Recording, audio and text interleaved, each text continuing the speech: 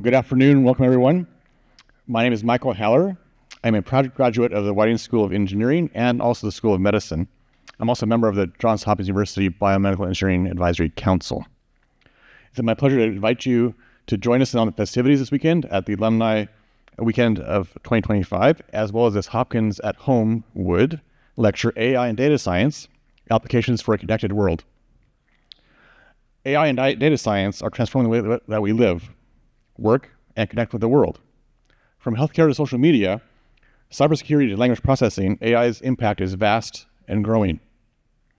Today, we are fortunate to hear from one of the leading experts in this field, Dr. Mark Dredze.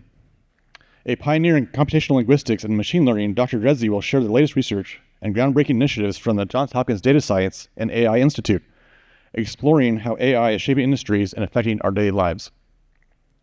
This program is being live streamed through Hopkins at Home, bringing Hopkins lectures to alumni and public year-round. A warm welcome to those of us joining online. Whether you're here in person or tuning in virtually, you'll have the opportunity to ask questions during our Q&A session at the end of this discussion. Now it's my pleasure to introduce our speaker, Dr. Mark Dredze. Mark is a John C. Malone Professor of Computer Science at Johns Hopkins, Interim Deputy Director of the Data Science and AI Institute, and a leading expert in natural language processing, NLP, and AI applications in public health. His research spans social media analysis, clinical informatics, and infectious disease surveillance. He holds affiliations with multiple Hopkins institutions, including Johns Hopkins School of Medicine. A widely published researcher, his work appears in top health and AI journals, and he's been featured by NPR, the New York Times, and CNN. Please join me in welcoming Dr. Dredze. Thank you. Hi. Thank you, Michael, for the lovely introduction. How's everyone doing today? Great. Oh my gosh, that was a great response. I teach undergrads, and they one of them will acknowledge that I'm there. Things have changed a little bit. I don't know if all of you had your laptops and phones open to TikTok all class, but okay. Hi, so it's really great to be here. I'm really happy to come and talk about this. So I'm going to talk about AI. My area is, like ChatGPT, you know this? If I had a lot of blank looks, this could be a really awkward hour. Can we turn the volume down a little bit in the room? Thanks. So I do that, right? That's kind of the thing I do. And it's weird because I used to, go to, I never went to dinner parties, but, I went to, we'll just say dinner parties, and people are like, what do you do? And I'd explain to them, I do AI, and they, of course, don't know what that is. And I'd say, I do natural language processing, and they don't know what that is. And they'd be like, can you have an example? And what I do is do you ever use Google to translate from another language, right? Because 10, 15 years ago, that was actually, it was good enough that you could try it. And they'd be like, oh yeah, I do. Do you work on that? And I'd say, well, no, I don't work on that. But I know those people, and I work on something similar, right? And that's the way I used to introduce myself about what I did. And now it's weird because I walk into Starbucks and the people in front of me online are talking about ChatGPT. I'm like, yeah, I do that. So it's really an exciting time. It's also a time when I think people have a lot of questions about what is this? Where did it come from? Is it in my house? These sorts of things. And so what I wanted to do today was talk a little bit about the technology, some of the ways that I see it being used. I'll talk about medicine, which is something I work in a lot. But if we just do a group therapy session and everyone wants to share their experiences and their questions, I'm very happy to do that, right? Because I feel right now with this technology, group therapy is about the right place to be. Because some people are like, how did you get it to do that? Please explain it to me. I've been doing this with, has everyone seen the new image generation stuff that's out, right? You can create, you see, it's unbelievable, right? I should have put images in there. I actually have one at the end of the talk where you can upload a family picture and you can say turn this into Pixar characters. It's really cool. So everyone's like, how do I do that? How did you do that? Please explain it to me, right? I posted one of these pictures to Facebook and someone asked, who drew that for you? And I was like, oh, I have bad news for you. But at the same time, I think there's a lot of anxiety around these technologies. Exactly what can they do? How are they doing it? What will come next? What will things look like in a year? So I'm happy to take questions at any time, and we can just chat about this. Sound good? Yeah. So, my dad is an artist, and some of his friends actually get anxious about how AI can take on the illustrative roles. Like, what do you answer to that? Uh, I think there's reasons to be anxious. So I'll go back to machine translation. So I have a friend who used to work as a professional translator. Okay, and they were a lawyer by training, and so they did translation of legal documents, right? And so the advantage was like they were bilingual and fluent, and they were lawyers, so they could actually translate documents. And it was an industry where like you paid. Right, you weren't going to throw a multi-million-dollar contract into Google Translate and sign it, right? So, but she would go to these meetings, and they'd have a lot of anxiety about machine translation, like Google Translate, these other translation systems. They were coming for their jobs. And the way I think about this is that there's a spectrum. On the far end of the spectrum, you have people like her who have a law degree, whose translation is valuable because of how much money is riding on that. And just the standards there are so high that it seems unlikely that she's going to be replaced by a computer. You have on the other end of the spectrum people like, I had a student once who was a really big fan of German soccer, but spoke no German. And so they would go to German soccer websites and get it translated into English. They are willing to pay approximately $0 for that service, right? Like it's I guess a subscription, but like they're not going to give that web page to a translator and say, "Can you translate this for me?" The question is really in the middle, right? Where do these things meet? At what point does the translation go from kind of nice to have to actually have some value? And by lowering the costs, by doing it automatically, we create a broader market, we create more opportunities. I don't know where that line is. Certainly in the translation space, some of those translation jobs do get gobbled up by technology. The same thing is going to happen in illustration. It's going to happen in stock photos. It's going to happen in graphic design, where there's just certain applications that are very high end that I think this technology will really be enabling, right? And there are now, Photoshop has AI tools built into it, and it's really incredible what a professional can do with these technologies. On the other end, there's like, my kid's soccer club that wants a logo. They were never going to hire anyone to design a logo for them. It was going to be some parent doing something in PowerPoint, and now they get much better logos. Where that line shifts, like where that middle is, I think that is changing all the time, and it's really hard to say where we're going to end up. And so I don't know. That's a really long answer for like, I don't know. Okay. All right, so let me start. This article, this came out in 2022, I think, and it's still really, I love this headline. It's still really relevant. We need to talk about how good AI is getting.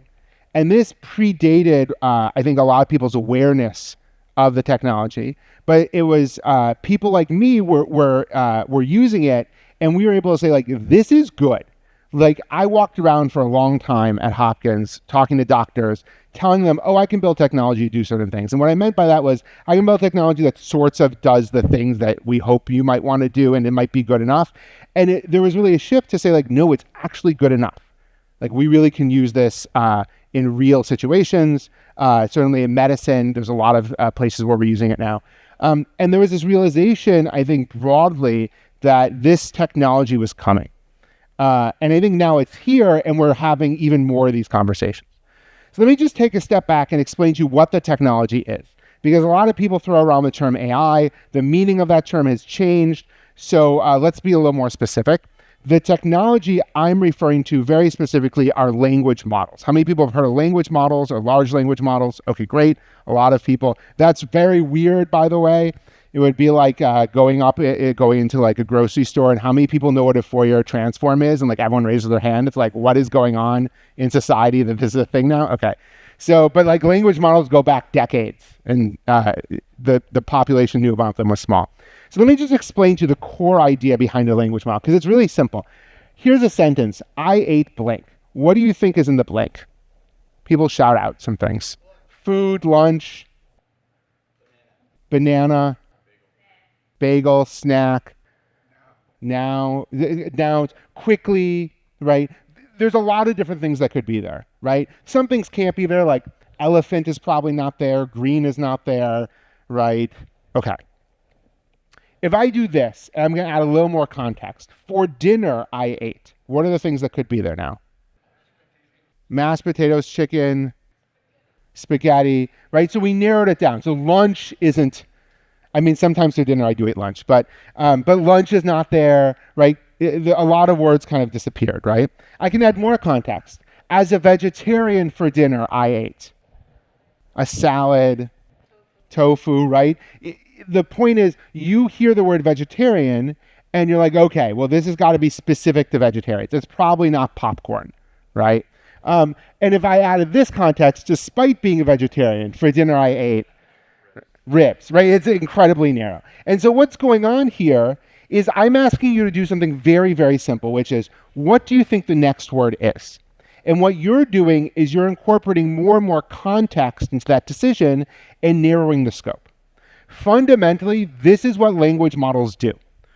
The way we build these models is we give them text in English and other languages, and we say, hide one of the words, look at all the words that came before it, and build a model, learn what word could be in that space, right?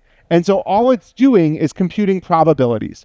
If it sees the words for dinner I ate, and then it sees the word pizza, it's going to look, it's a little more complicated than this, but fundamentally it will look at all the times on the internet, let's say, that we have the expression for dinner I ate. And it will say, well, how many times was the next word pizza? How many times was the next word elephant? How many times was the next word something else, right?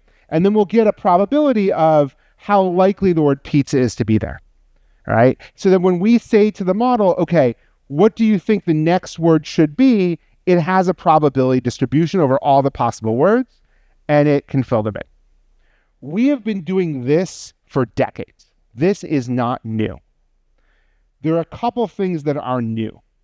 Number one, how big the models were to do this. So the models that we use now not just look at for dinner I ate, but they might look at an entire essay up until that point and incorporate all that knowledge into that one word. Okay, that's one thing they're doing differently. The second thing they're doing differently is they're looking at way more text than we ever did. Okay, we used to talk about, a couple gigabytes of text, maybe a couple million words. The models now are looking at 20 million words. 20 trillion words. I was off by a little bit. 20 trillion words.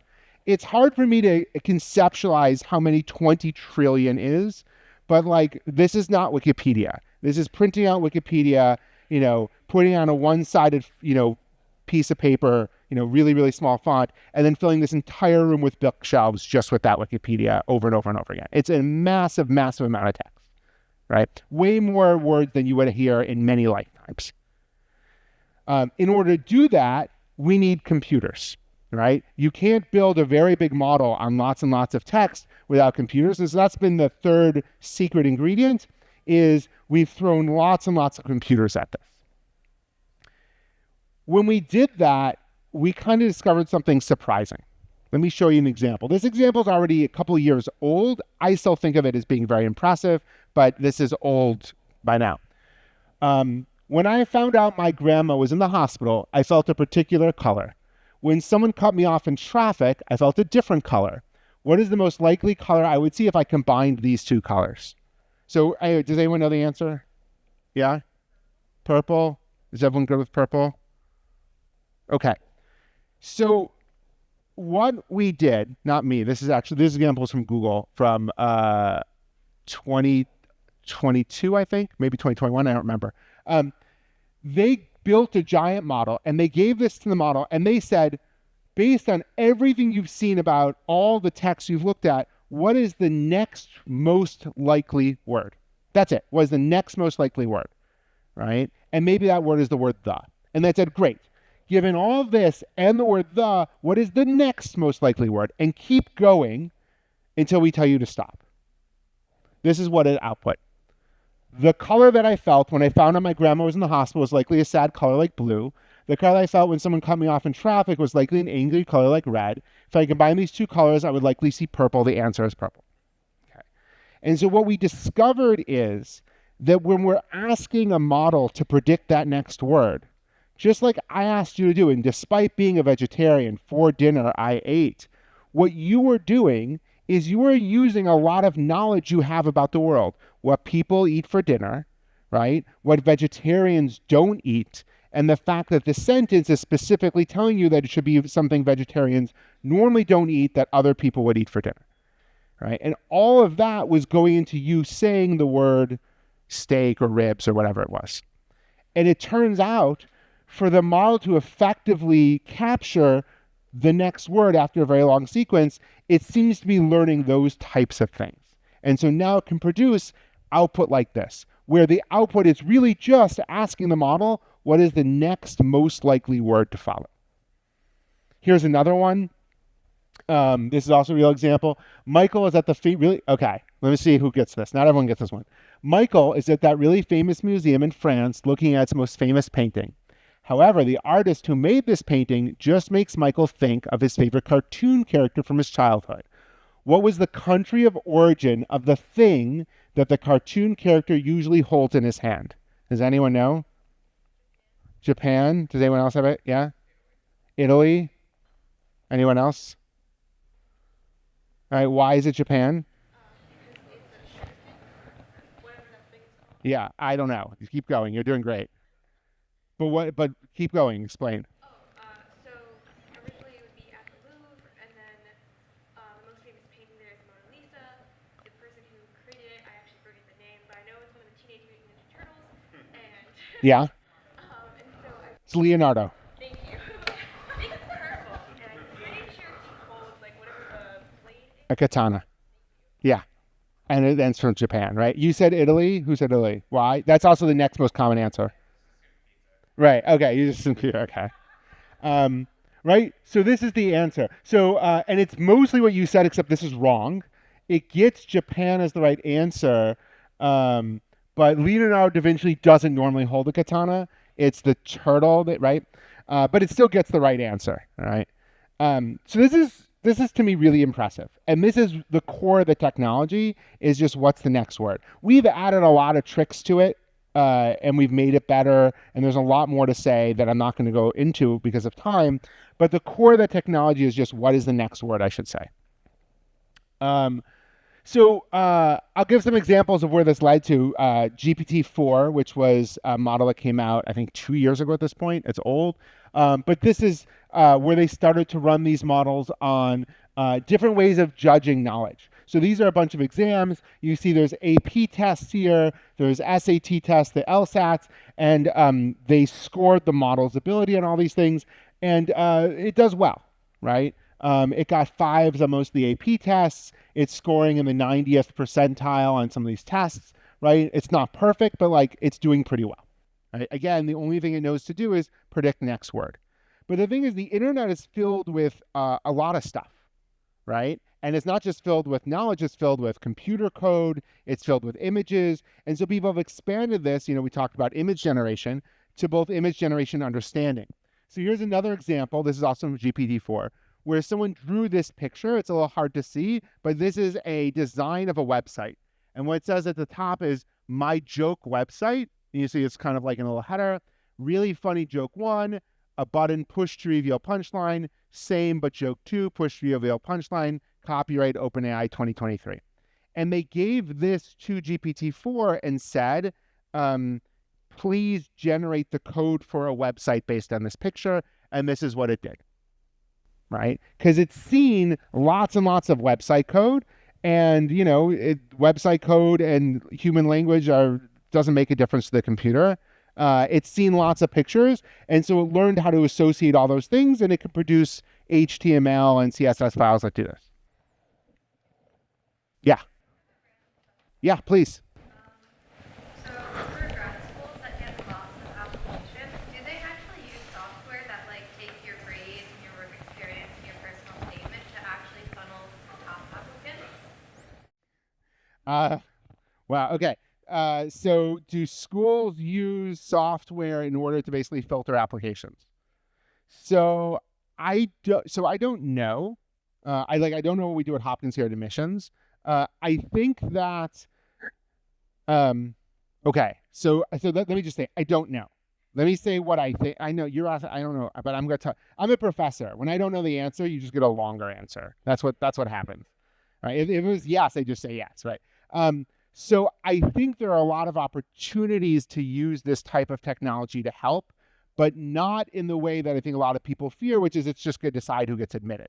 Right. But I think this technology can help us organize applications and pull things from applications that might be kind of hard to find. I have more to say about this maybe later. Yeah, there's a question in front of you, and then we'll go back. Yeah. Thank you. I recently was part of I left the federal government. And so when I went for a workshop on resumes, they said, they use AI now. Yeah. You really need to use the buzzwords. You need to use this because that's how they sort your resume. So it's being used in the job world. I don't know about here. Sure. Yes, because right now the market is being flooded because 10,000 people left my particular site. And they give you all these little workshops and all, but we were instructed that was critical. Yeah, so I would say for jobs and hiring, many companies are using this. Go ahead and Google for companies that are selling these technologies. You can see what they're selling. I would say that I find a lot of the work questionable. Doesn't mean people aren't doing it. There's also software that will interview people for you and then write a summary of the interview and send it back to you. I don't particularly like that as a way of doing things. I like to think universities are a little bit more responsible with admissions. But yeah, outside of the university admissions world, 100% companies are doing this. And it's, I think a lot of that is problematic. Yes. So in my personal interview weekend, and then in the subsequent interview weekends that I volunteered with for my program, I noticed that we basically, it was the same 50 people got into many of the same caliber of schools. Yeah. So you would see someone from one school and then make friends with them and go to another school and then share your kind of stories that you heard from the students and whatnot to figure out what school is best match for you. And even in these weekends, people were quite nice and not super competitive, which I loved. Maybe it was the nerdy science folks share camaraderie very easily. But essentially, I found it quite interesting that the same cohort of students would get selected to interview. So I was trying to understand what is the selection process behind it and how are the same couple of individuals, relatively few out of a huge application pool, selected for the nice recruitment weekend. What program are you in? What did biochemistry and molecular biology. So back in my day, the schools would actually fly you out to visit in person to interview, whereas now most of the first screening interviews are online, which I think I think I disagree with that model. I don't think you'll attract the best talent unless you invest in them first. But that's personal. This was a PhD? Yeah. Okay. So we're just going to talk about admissions the rest of the time. No. I'm done with it. No, I have a lot to say about admissions. So let me work AI into my answer. So part of the reason you see the same people is because selecting applicants is really hard. So we get way more. I mean, you can look at the statistics online. Actually, Hopkins posts all its statistics, but I think in computer science, I think it's 5% acceptance rate, something like that for a PhD. Maybe it's a little bit lower now, 2%. I don't remember. That's incredibly competitive. Right. And that also means we're getting a lot of applications. If you can find an application that looks great, right, it makes your job easy. Right. So what does looks great mean on a PhD application? They have letters from well-known people that say great things. They have a bunch of papers. Right. Their research statement says all the right things that shows they know a lot about the field. They have great grades.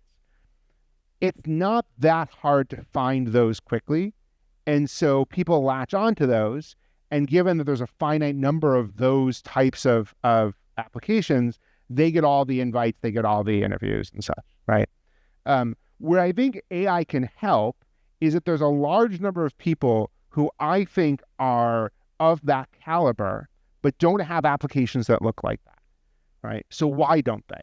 So let's say you went to a small liberal arts college, right? It doesn't mean you're not as smart, right? It doesn't mean you're not as talented, but it means that you were unlikely to work with one of the leading researchers in the field, right? And so you don't have that letter. It means that you're unlikely to have taken a class or received instruction that gave you the ability to write that research statement that shows that you know all this stuff, right? It means that you were unlikely to spend the year in a research lab that was, NIH funded or NSF funded that got you a paper. Okay. So when you go to look at that application, it's missing all of those things. That means it's much harder to evaluate those people. This is actually where I think AI can help, because harder also means it takes more time. You have to read it more carefully, right? You can't just say, oh, I know the letter writer, let me skim it, oh, this is great. You have to read the letters really carefully, right? AI has that kind of time. And so I think where AI can help is not, rank everyone for me, but pull information out of these applications that might be hard for me to find, that gives me a more holistic view of the applicant and allows me to better judge the quality of this person, right? So anyway, I think this is where there's opportunities. I have some projects, not for admissions, but for other types of applications, looking exactly at this sort of thing. But I think that a lot of people look to AI as how do we replace what we're doing? And I think where the bigger opportunities and more interesting opportunities is how do we make what we're doing better, right? How do we find things that we're not doing well, where people struggle? AI can help people do a better job. Yeah. Yeah, one of the suggestions I heard was that these models like to role play essentially, and so that you can get better responses by asking them to role play, like what would a famous person, a famous engineer, how would they approach it, or something like that. So I was wondering if you could kind of talk about that. So you'll hear a lot of people, and tell me if you've heard this, like, we don't understand how these models work, right? Or they just evolved in some way and we don't know what they're capable of, right? So I think these are silly comments, right? Because we built them. Like, I can write the code that builds it. I know how they work. And if I did, I can download the code and read it, okay? So it's not like a mysterious black box. But I think what they're saying is that when we train these models, when we show them all the words, and then we produce these models that have these abilities, we're not really sure we understand what the abilities are or what exactly we did to give them those abilities, right? And so what you end up doing is you end up with people discovering kind of interesting things about these models. So one of them is what you're talking about. If you inflate their egos, they do better. Okay. So we have people have done these studies with evidence. Whereas if you say to the model, you're a world famous doctor who's really smart and an expert in this area, and then ask it a question, it will do a better job than if you just ask it the question. Right. Now, obviously they don't have egos. That's not how any of this works. So what is going on? So one thing that might be going on is that if you think of the internet and people talking about things, essays where people are highly credentialed tend to have better information, right? Wikipedia has better information than some other websites. So by telling the model, I want you to generate something like you'd see from a world famous doctor or like you'd see in Wikipedia, is just kind of shifting the probability distribution to higher quality generation, right? I think that's what's going on there. But it means that if you say please, you get better answers. And that's kind of a weird thing to have technology do, right? Yeah. Is there a link there between what people describe as hallucinations from the model? Yeah, so let's talk about hallucinations. This is great, by the way. I'd much rather do this in slides. So let's talk about hallucinations. I don't like a lot of things. I don't like the word hallucinations. I'll tell you why. No, you're fine. I like you. It's the word. So here's what we have found. Some of the things that the model says are wrong. For example, Leonardo, right? This, right? Leonardo da Vinci did not hold a katana in his hand. I actually don't know if he did, but not usually. I mean, maybe once in his life, I don't know, but not usually. He's not known for that. Okay, right? So we call this a hallucination. And a hallucination is basically the model says something that's not true that it shouldn't say. Okay. Now, the reason I don't like hallucinations is because people tend to mean lots of different things by hallucinations. What this example is, this is a factually incorrect statement, right? That's what that is, okay? Other types of hallucinations might be the model says something that it doesn't know for sure, but asserts it to be true, right? So, for example, let's say I told the model I went out for dinner last night and I got pizza and I left afterwards. Tell me, please summarize for me. And the model says back to me, Mark went out for dinner last night. He got pizza. He paid for it and left. I never said I paid for it, but I probably did. So the model is not lying, but it added something, and we can have a discussion whether or not that addition was factually true or not. Because I think adding Mark paid, everyone would be like, yeah, that's fine, because of course he paid. I guess you don't know me. I pay. But if it added like Mark got French fries, that's probably not okay to add, because like people don't normally get French fries, and it's asserting something it really doesn't know. So there's a big spectrum here, and there's some problems where the model is really just saying things that are factually untrue. But the broader issue is the model is saying things that it thinks should go in that context, but don't necessarily go in the context that you're talking about, right? And that's the broader issue, and that's what people tend to mean by hallucinations. Yeah, right here on this side. Yes. Okay. Thank you. Can you hear me? Yes. Okay. So a lot of the things I know about AI are related to with my work, because I do a lot of fraud investigations. Okay. So there have been instances of deep fakes or fraudulent applications put in, or there was a time when a company lost millions of dollars because there was literally a deep fake web meeting where all the AI was able to convince the COO to wire money to a fraudulent account. So can you speak more on that, and also the steps in preventing AI, the bad actors from utilizing AI to kind of screw us all over? Yeah. So fraud with AI is a huge problem. I don't think of it as an AI problem. I think of it as a people problem. Like AI doesn't defraud people. People use AI to defraud people. Now, well, I'm not going to make there's an analogy here to gun violence I'm not going to make. I think you can get it. So I think, though, we need to do two things. One is we need ways to ensure that AI is responsible for what it does. But also we need to think about just how we educate people about these types of things, about fraud, and think about maybe changing some of the ways we do business or interact given the new types of frauds that have emerged, right? So I'll give you an example, right?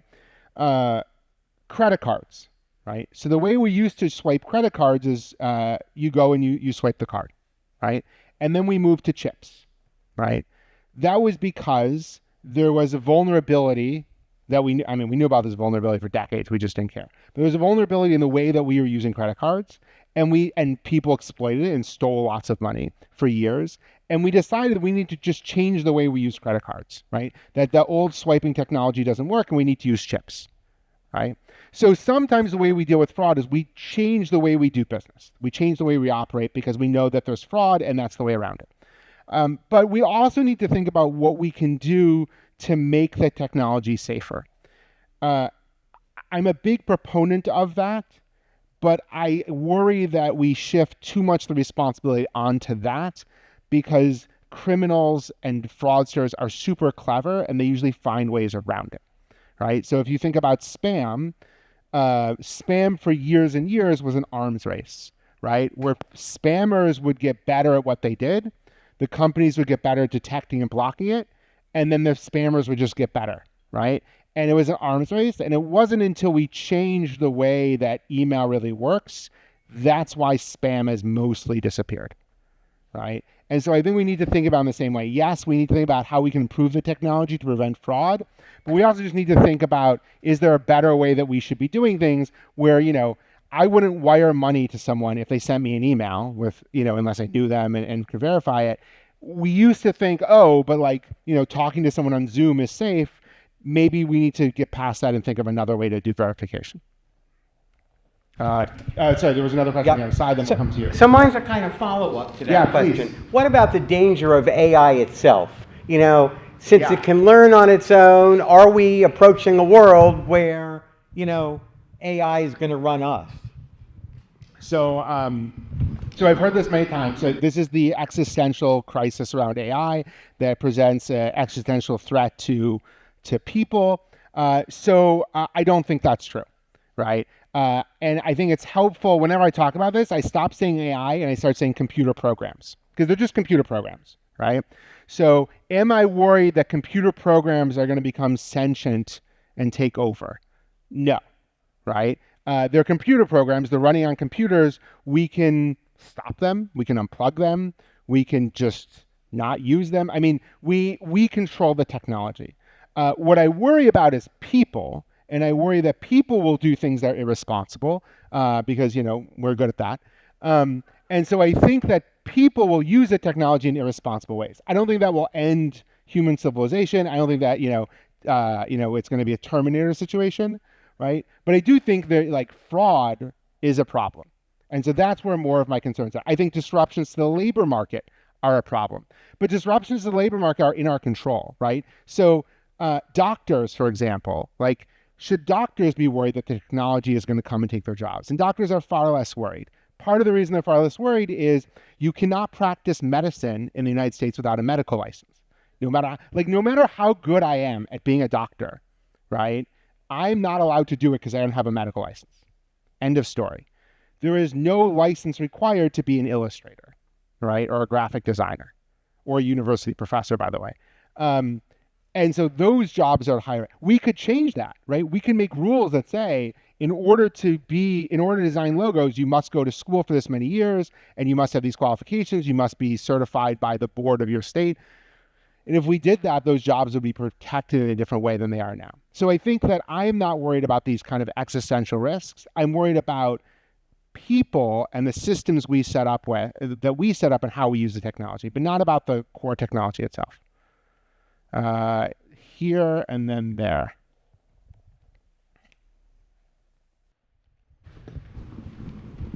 Thanks. Since we seem to be all over the place on topics, Keep going. There's kind of a hidden dark side to AI and about how much energy gets consumed by these data farms. And in Maryland in particular, a lot of folks are up in arms because they want to run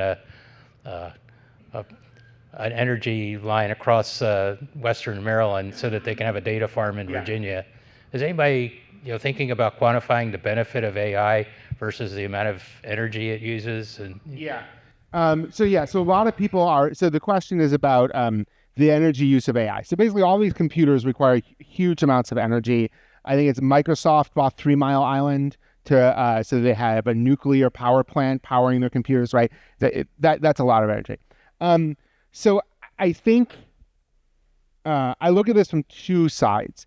When you think about the small local level, like running power lines in Maryland, these are real issues. They're not unique to AI. I mean, they're being pushed by AI, but they're similar issues that what we've seen from industry for centuries, right? Someone wants to build a mill. The mill requires certain traffic. It requires railroads or streets or waterways to be diverted. And we've long struggled with how do we encourage this kind of business development, but also what are the environmental and social implications of making these changes? And so a lot of the power stuff is also like that, right? Like where we're running power lines, where we're putting data centers. And so I think it's being pushed by AI, but I don't want us to forget that we have a long history of how we think about these things, and we should build on that history, right? Then there's the global scale, which is, CO2 emissions and climate change. And I don't think that AI is a significant factor in those issues, right? Like it is a new factor and is growing, but it's still massively dwarfed by all the other types of emissions that we produce. And so, I don't think necessarily we need to be worried about like that is the issue. I think we need to be thinking about like the normal things that we think about on a global scale. Okay. Yeah, that's kind of where I am. In terms of though, but the other thing is, this takes a lot of power. Power costs a lot of money. Generally what happens is if you are paying a lot for something, you need a lot of value out of it. And so I don't really worry that much about the value trade-off, because Google is only willing to spend unlimited money for so long while losing money, right? And at some point, companies, if they're not getting benefit from there, if they're not making money on this technology, they're not going to keep paying for this kind of power, right? So that doesn't really concern me, but these other issues, I think, we need to think about, but I think we have good mechanisms for doing that. Oh, sorry, here and then there. Oh, do you? Oh, okay. We'll go here because he's on mic, and then we'll come back. Yeah. Good. Yeah. All right. Yes. So we have a question from someone online. I just want to make sure that we include people online as well. So thank you, and we'll get your question after this. Bear with us.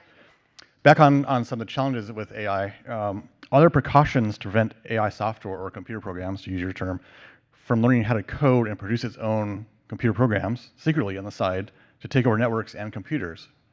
Be its own bad actor, in other words. So there's a couple things. So the question's about can AI write its own computer code to go do things? So AI can be used to do that. These are just computer programs, right? And they do the things that we tell them to do. So why is it writing code on the side to do anything, right? Now, if someone is encouraging it to do that, that's, and giving instructions for doing that, that's a human problem. I don't think that the system is going to do it itself because it's not a goal the system has. We've never given it that goal, right? And then I guess there's the way I think about these computers taking over and such. There's a lot of movies like this. I have in my head the scene of a movie where people are seeing a computer and they're like, "Oh no, the hackers are breaking in. They're stealing everything. We can't stop them. We're trying to stop them." And I'm just like, pull the plug. Pull the plug. It's plugged into the wall. If you pull the plug, it'll stop everything, right? And I know it's a little bit harder to pull a plug at a data center, but these are just computer programs running places. And we do have a lot of protections in place. So I'm not worried about them doing these things, and I'm not worried about our ability to stop them. Now, maybe I'm naive, and if you come back to Review Weekend in 5 years, we'll have an AI up here giving my lecture, and I'll be unemployed. But that's kind of that's what I think. Yes, right here. So I love ChatGPT, and I do too. I use ChatGPT. So I love ChatGPT. I use it all the time, but I do have a concern about people that ChatGPT and these other systems utilize all of the information on the internet, and they basically use it for free because it's people's intellectual property. You own your books and the things that you write, and then it's on the internet, and now they can use it. They can pretend to be, you can write things that are in the style of Charles Dickens, or you can make things that look like, the Scooby-Doo characters or whatever. And those people who create these things don't get paid. What are your thoughts on that issue? Yeah. So, so we saw this before, right? We saw this when with Google, right? Google Books is kind of the famous case of this, where Google digitized a lot of books that they did not have the copyrights for, and there was a giant lawsuit about that. I don't remember the details of it, but Google Books is still a thing. This is a story that's played out, and it's now playing out in a new way, right? So on one hand, it is frustrating that these companies can build technology that is directly benefiting from people's works without compensating those people, right? And there's a range, right? It steals my stuff and it's not compensating me, but my opinion of myself is not such that I think my work has had a significant impact on the quality of ChatGPT, right? But you have famous artists where they have a unique style that is being copied, right? So on one hand, I don't like this. On the other hand, we have a system of laws and regulations in place designed to deal with these things. And the companies are, and this is debatable, they're operating within the bounds of those regulations. I say debatable because they're pushing new bounds that we don't know, and there are active lawsuits. They might be, it might be that they're not, right? But fundamentally, we have not as a society updated in a regulatory sense what we think should be the case, right? We've done that. Copyright law is a set of values about how we think people should be compensated for their work. And we have not updated it for the AI age, right? And we should, right? We absolutely should. And that will require us having a conversation about where we draw the line on these things, right? Should everyone whose data goes into an AI system for training be compensated in some way? Should only some people who have data of quality be compensated in some way, right? When should they be compensated and by whom, right? Is it the company that produces that? Or when you create an image in the style of, someone, and you use that image, should you have to pay royalties, right? I don't know the answer, but I think what we are doing now is we're just not saying anything. And that doesn't seem very responsible to me, right? And so that's what I think is a problem. So on one hand, I am frustrated by these companies, but the companies are doing exactly what you think they would do, which is they're doing whatever they can get away with under the law to make money. And the way we normally do that is we change the law, and we haven't done that. Well, there's a lot. Yeah. So the question that I have is, at least in science, and going back to the data science, there's what you would call big data, right? So is AI, if I wanted to say generate some huge database using big data, like patient outcomes from all the different hospitalizations, everything like that. Is it basically today where you have to use AI? If to be competitive, or is that just where everything is going now? I think that in some things you do need to use AI to be competitive. I think where I get sometimes frustrated is when people throw AI at everything. We have a lot of stuff that we know how to do that works fine, and we don't need to AI it. And so sometimes I get frustrated. Maybe some people get this reference or not, where people use this fancy AI system, linear regression would have solved your problem. So what are you doing? That's an environmental impact right there, right? I could have run it on my calculator versus, a server farm. But generally speaking, I think that AI is really, what people have said is that you're not going to be, your job is not going to be replaced by AI. Your job is going to be replaced by someone who uses AI, right? And so in that sense, if you're not figuring out, I don't mean to pressure everyone in the room, but if an industry is not figuring out how to do a better job of what it's trying to do using this kind of technology, then I think they're really losing out. You mentioned patient outcomes and hospital systems. I don't think AI is the solution to all the problems, but I do think there's a lot of things that we've wanted to do for a long time that we couldn't do that now AI allows us to do, right? So one of the things I do a lot of is I analyze medical records, and a barrier has always been looking at the text of the medical records. And we've had to build specialized technologies to look at that text. And now these AI systems are much better at it, right? And so that really unlocks a huge potential data source that we haven't had before. So I do think there's a lot of opportunities, but I also think, and I'll show an example in a moment when we wrap up, the people who will figure out the biggest opportunities are not me, not the people who build the technology, but it's the people who understand their application area, right?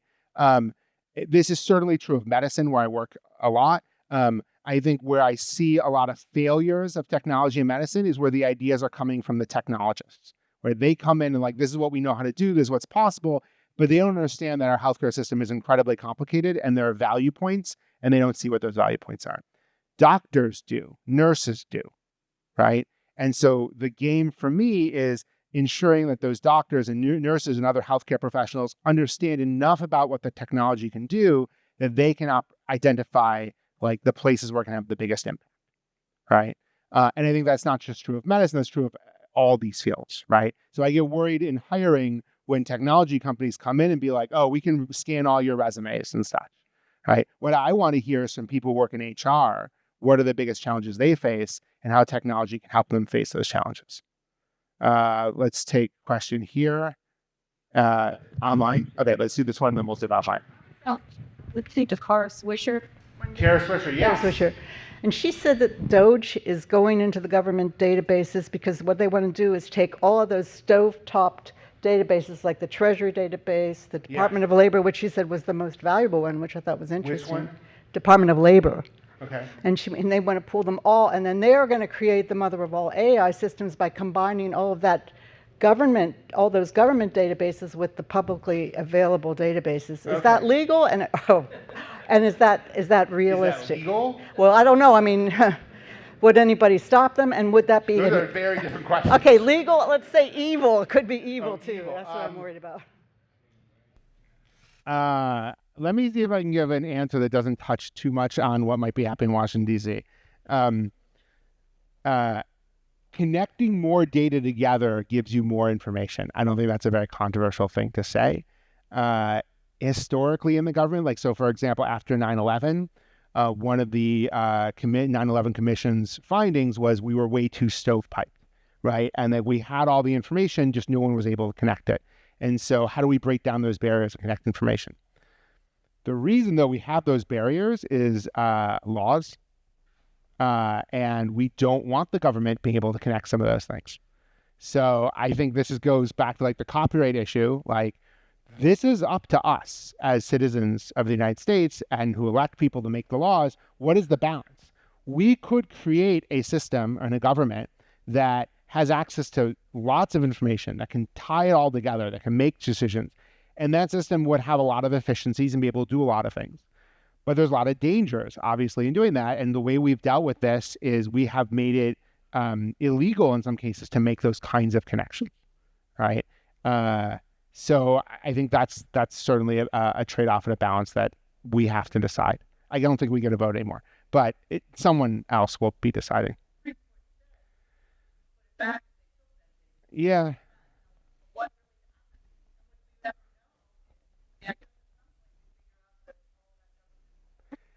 Yeah, but these are not technological questions at this point, right? These are legal questions about what we want our government to be able to do and what safeguards we want in place. The fact that these are electronic records or paper records is kind of like, if all this was paper records, it just would be much harder to do, but the same questions emerge, right? It's about tying together certain types of information. In fact, we have certain areas of government where it's illegal for them to have electronic records. They must have paper records because we don't want the government to be able to do things. And so we think if we keep everything on paper, it will be a greater barrier. Yeah. Okay. Sorry, we have time for two final questions, one online and one at the very end here. So one question from online is, do healthcare providers and patients have a clear understanding of the limits of the technology and risks as well? No. Next question. No, I mean, not at all, and I don't think I fully understand it, but like certainly not. And one of the things I worry about is, I specifically worry about the dangers that are not apparent in these one-off things. So specifically in healthcare, we have systematic biases and disparities in our healthcare system that you don't see when you're looking at individual patients, but when you see across patient populations.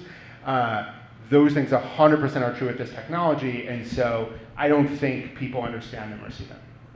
Yeah, there's a second question. Great, and last question, then we have to wrap up for the next discussion here. So let's talk about, we've talked a lot about some of the challenges or concerns around AI and computer programs.